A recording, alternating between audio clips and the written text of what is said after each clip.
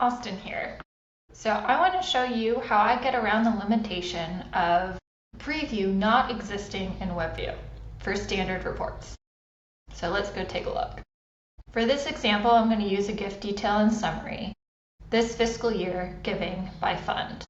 So we're going to go ahead. We can see here preview is not an option, so we're going to edit it. We're going to change it from looking at all records in the system to one specific record that I know is likely to be in the output of this report.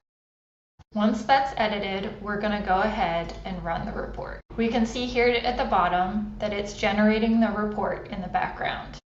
Now, since I'm using this as a workaround to preview the report, I don't want to lose this page. So up at the top, I'm going to copy the URL and put it into a new tab. On this screen, I'm going to wait for a flag to appear in the upper right corner telling me that the report has finished running. And here we are. I'm going to click directly into this flag. It's going to download my report, and I'm going to be able to see it. So here's my summary that I know includes Roy Kent's giving for this year.